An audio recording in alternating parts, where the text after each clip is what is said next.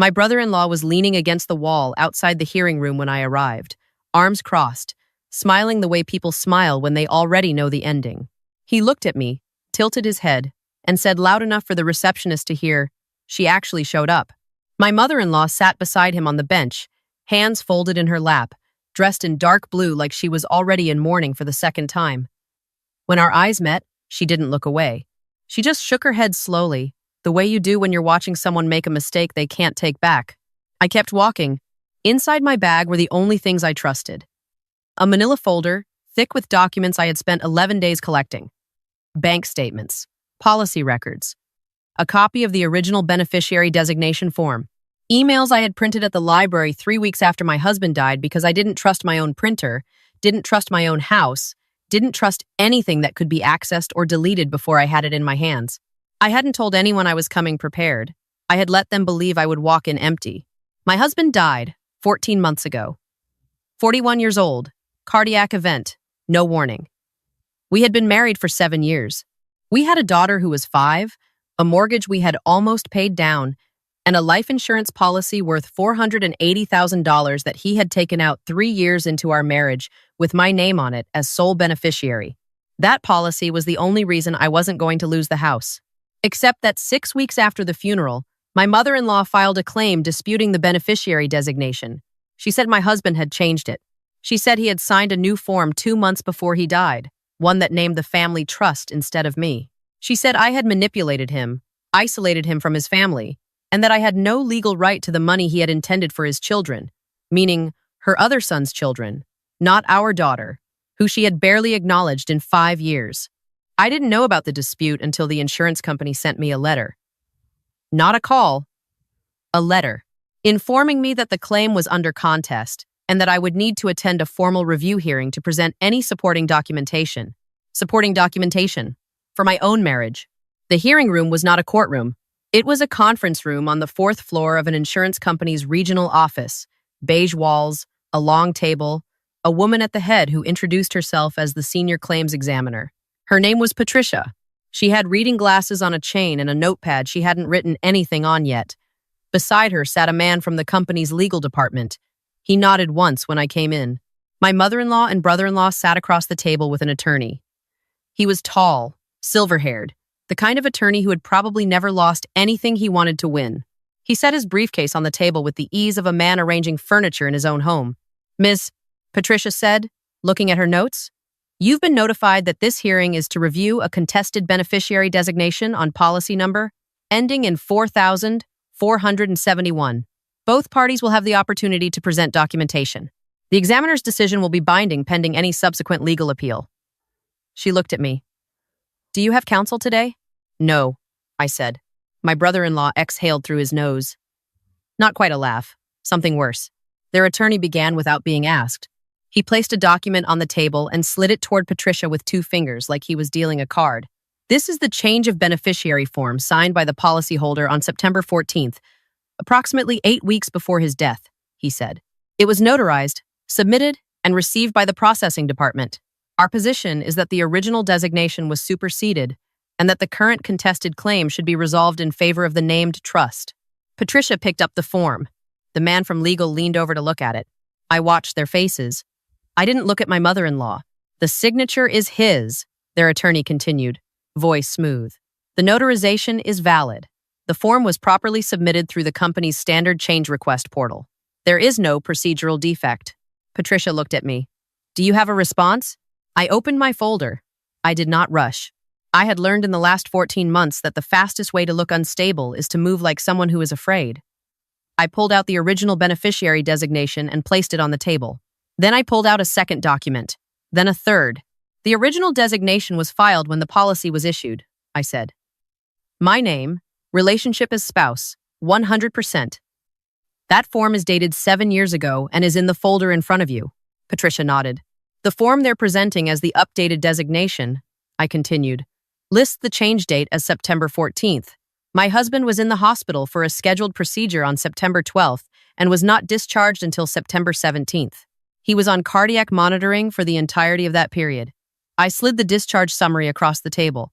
He could not have appeared before a notary on September 14th. The room went very quiet. Their attorney's expression didn't change immediately. He reached for the discharge summary and looked at it with the performance of a man who was reading something for the first time. But his jaw tightened, just slightly. Medical records can be pulled out of context, he said evenly. The form could have been executed remotely, witnessed by a notary who attended the client at the facility. I had expected that. I pulled out the next document. The notary stamp on that form lists a business address in Clearwater, I said. I called the notary commission office. That stamp number belongs to a mobile notary whose last active commission expired in March of the same year, 6 months before the alleged signing date. My mother-in-law's hands, which had been folded neatly in her lap, unfolded. Their attorney placed both palms flat on the table, leaning forward just slightly.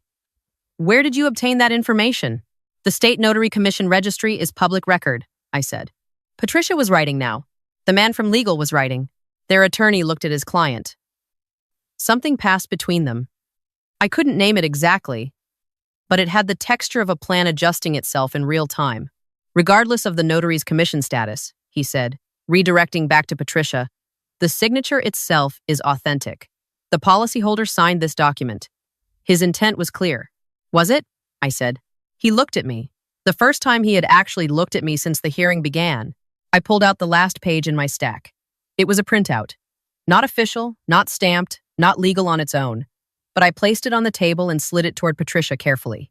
This is a screenshot of the insurance company's own online portal, showing the change request log for policy 4,471.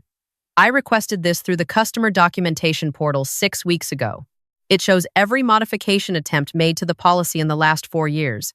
Patricia and the man from legal both leaned in. There were 3 change requests submitted using the policyholder's login credentials, I said. The first 2 were submitted and then withdrawn within 24 hours.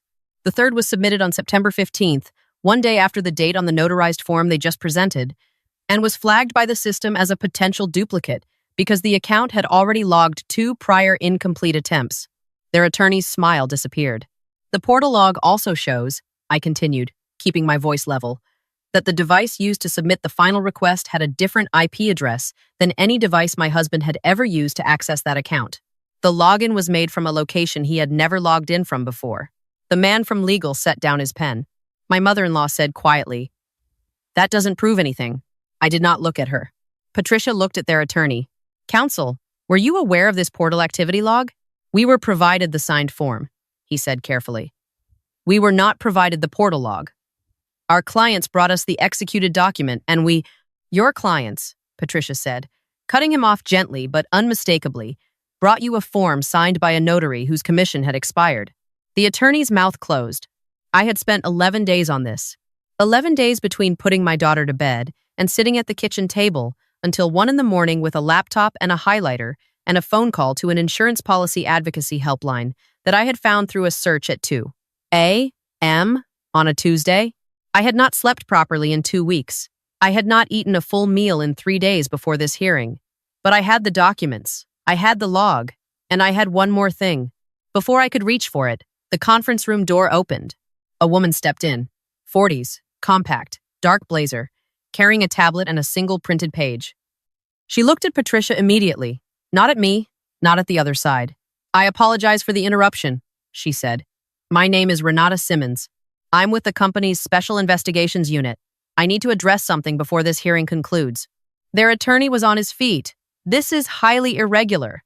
This is a scheduled claims review, not—" Patricia lifted a hand.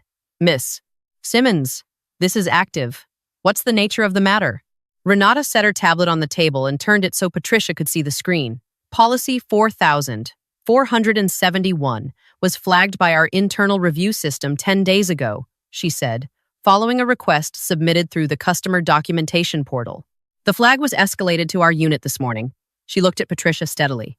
"The change of beneficiary form submitted by the contesting party matches a document profile we've been tracking across 6 other contested claims in this region over the past 18 months. My brother-in-law shifted in his seat. "A document profile?" Patricia asked. Renata nodded once.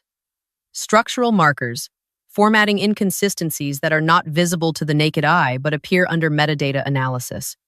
Specific font spacing anomalies in the notary block.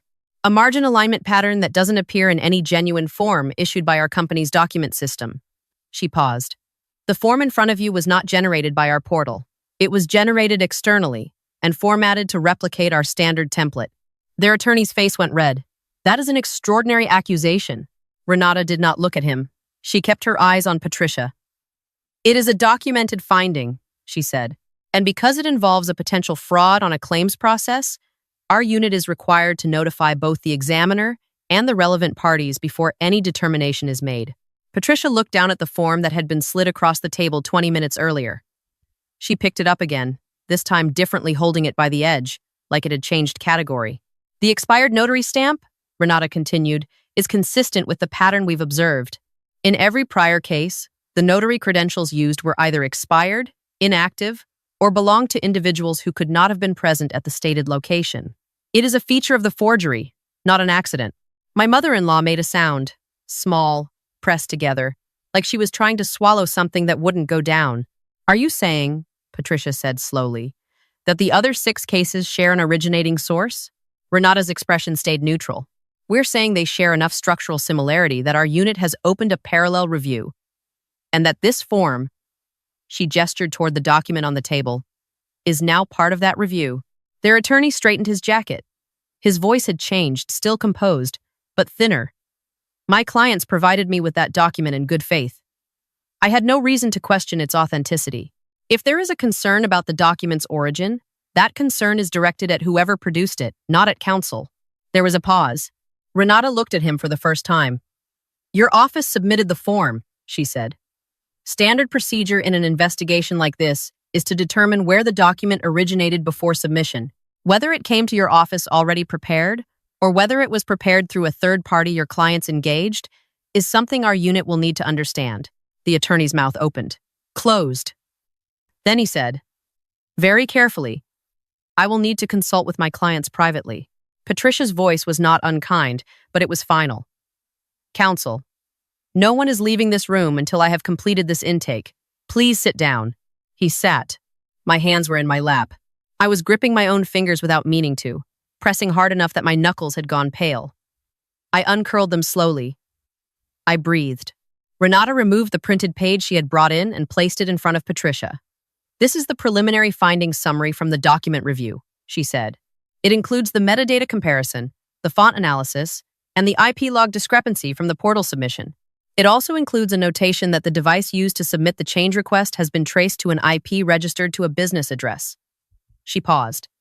Not to the policyholder's home, not to his medical facility, to a third-party location.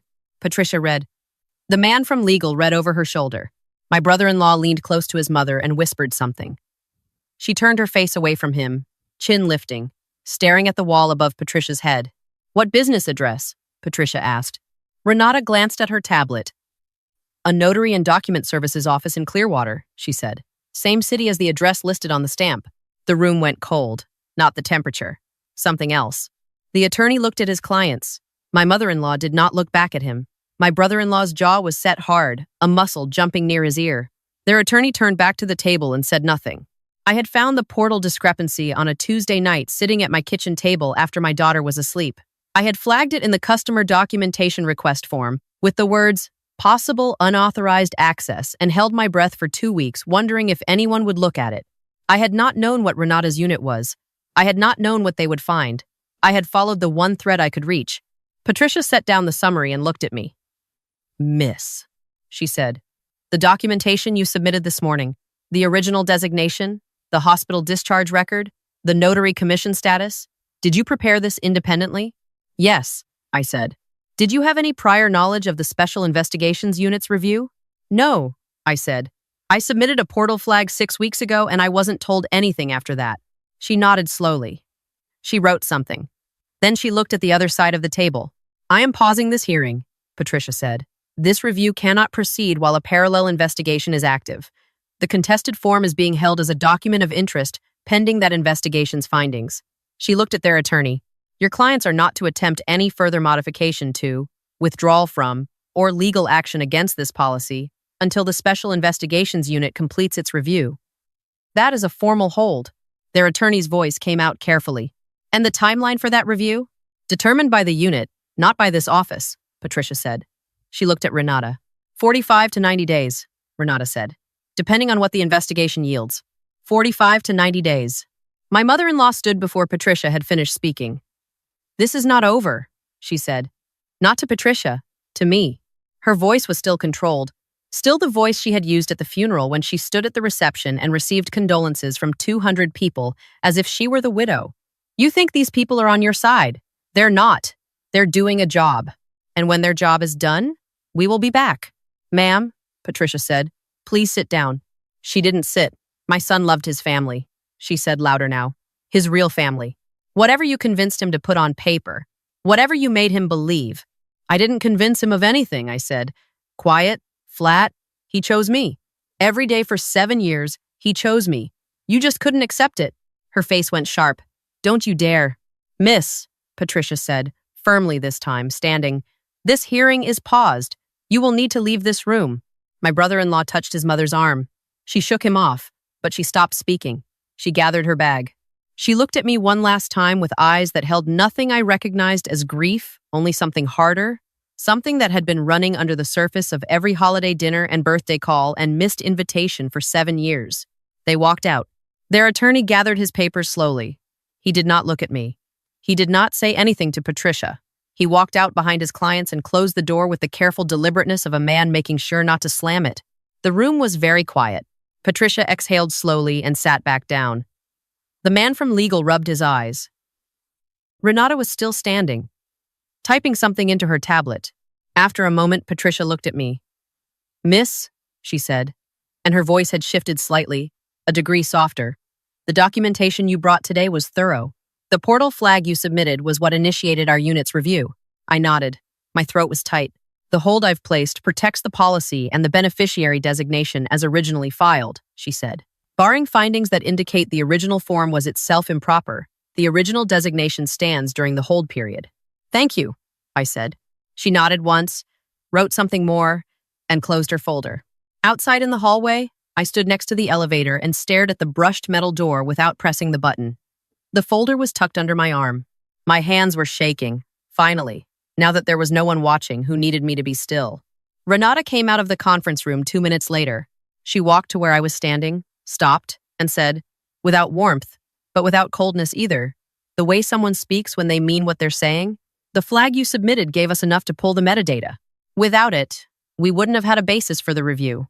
"I didn't know if anyone would look at it," I said. "Someone did," she said. I asked her, because I needed to know. "The other 6 cases, were they like mine?" She looked at me for a moment. "Similar pattern?" she said. "Contested beneficiary designations, forged forms, claimants who were widowed, isolated, often without legal representation." She paused. "You're the first one who came in with documentation." My stomach dropped. "The first one. What happened to the others?" I asked. She didn't answer directly. She just said, "The review is open now." She walked back toward the conference room. I pressed the elevator button. When the doors opened, I stepped in and stood with my back to the wall and my folder against my chest, and I let myself breathe for the first time in 4 hours.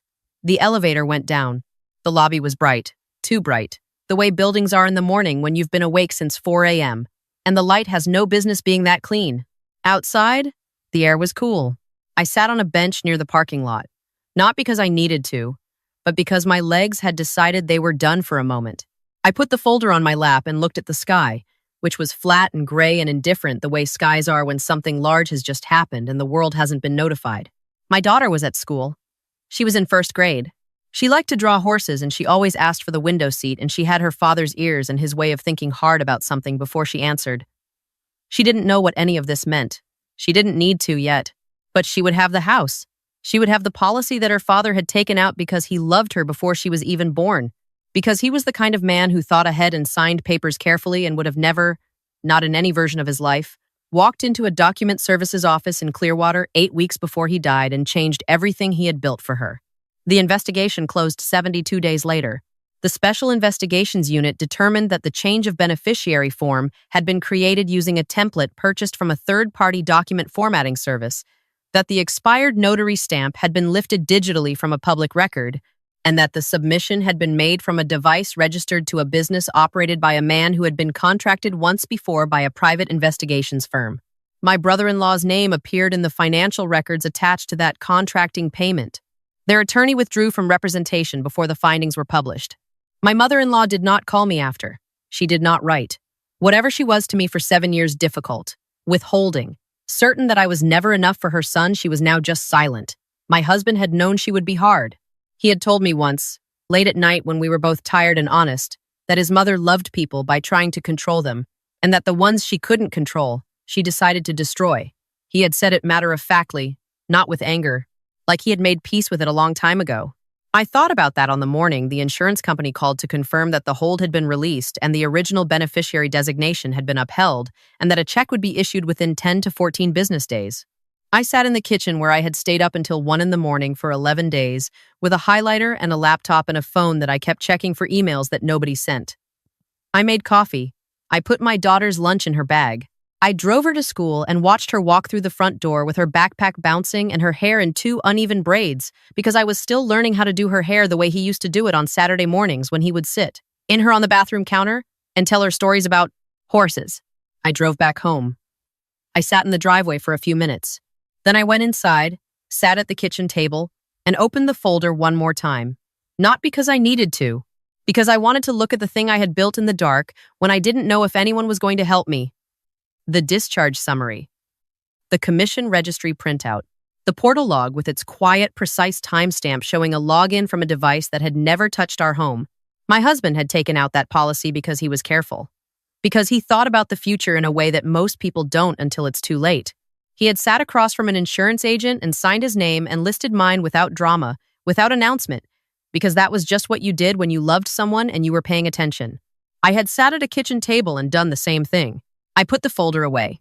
The check arrived on a Thursday. I paid the remaining balance on the mortgage that same afternoon. I called nobody. I sat on the back steps with my coffee and looked at the yard and thought about the things that get taken from you when people decide you are a target. The time, the sleep, the certainty, the plain right to grieve without also having to fight. My daughter came home from school that day with a drawing. A woman standing in front of a house, and next to her, a smaller figure with a big round head and 2 uneven braids. Above them, my daughter had written in her careful, deliberate first-grade letters, U.S. I taped it to the refrigerator. I kept it there,